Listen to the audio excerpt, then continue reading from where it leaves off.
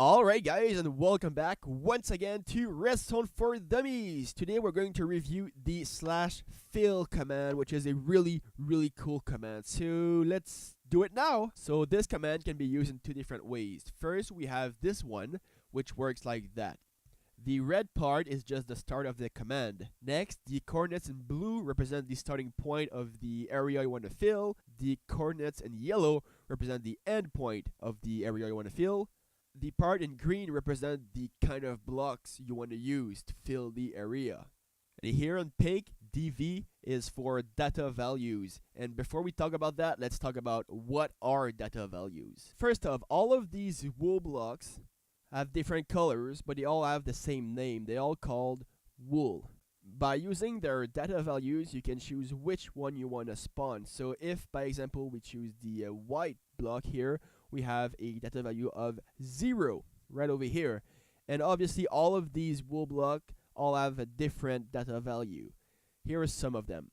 That's why it's important to know which data value you want to use when you're working with blocks that all have the same name but different colors or whatnot. So let's assume you want to use wool to fill up your area. Then you have to add a data value that will represent what color the wool will be. And then in orange we have options, which I'm going to talk about a bit later on in the video.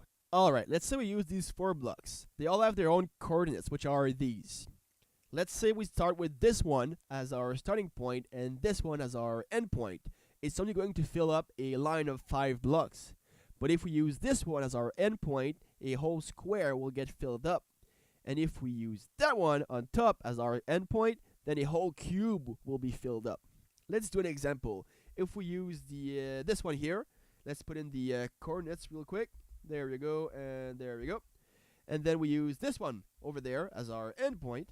It's going to fill up, let's say, cobblestone, and then space. A whole line, 5 blocks filled with cobblestone.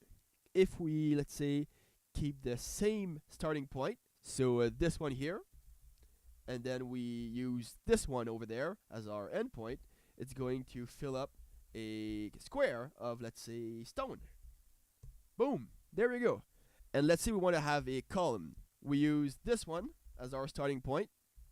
There we go. And then that one on top as our end point, it's going to fill up a column of, let's say, cobblestone. There we go. It's that easy to use. The other way you can use the command is like that. So first, all of these are the same as the previous one. The only thing that changes is the replace right here. Now let's go and move forward on the command line right over here. So these two parts, in orange we've got old block, and in purple we have data values. Now this command is used to replace a certain kind of block for another one using the fill command. Here's an example. Alright, so here our goal is to use the replace function to replace these orange wool for yellow wool blocks. Now we're going to start by selecting this whole area using, let's say, this block as our starting point, and then this block over here as our end point. There we go. And now we add the type of the block that these orange wool blocks will get transformed into or replaced by. So we want to replace it by a yellow wool block, which has a data value of 4, and we want to replace the orange wool blocks, which has a data value of 1. Then we press enter, and then they will all get replaced with whatever blocks we asked for. Alright, let's talk about the options. First off, there are different kinds of options you can use at the end of the fill command, and here's one of them. It's called keep. What it does is that if, let's say, you want to fill up this square with stone blocks, but you want to keep these 4 orange wool blocks in place while filling up everything else with stone, you have to use the keep option. And here's how it works. Let's use this block as our starting point, and this one here as our end point to select this whole square. There we go.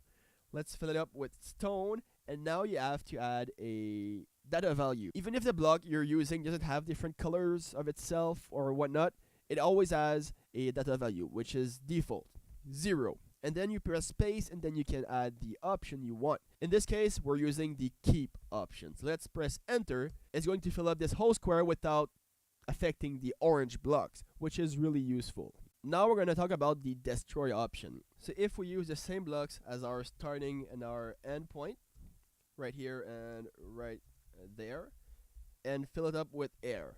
In this scenario, it's our best option. So let's add the destroy option. Now when I press enter, all these blocks will disappear because everything will be filled with air.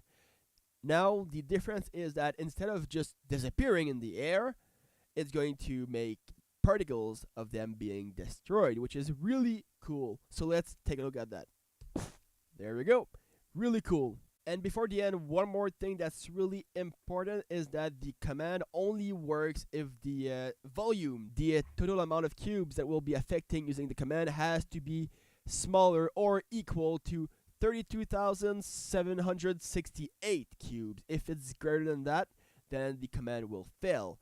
How can you know if your volume is bigger or less than this number? Well, first, if it doesn't work, then you know it's bigger. But how can you know how big your volume is before using the command? Here is the little trick. There is a bit of math behind that, but basically you have to take the coordinates of the endpoint, which for me are these, do +1 to all of them. So 732, 61, and 103. Then take the coordinates of your start point and subtract them to these. The numbers you're going to get, you have to multiply them by each other, take the positive, and then there you go. You get the total amount of cubes inside the area you want to fill. And finally, I think that rounds it up for this video. I hope you guys enjoyed the review of the fill command. If you did, please like the video, subscribe, and share it with all your friends. And don't forget, guys, to go check out my Facebook page and my Twitter for updates when my new videos are coming up. And again, guys, thanks for watching. I really do appreciate that. And have a good day.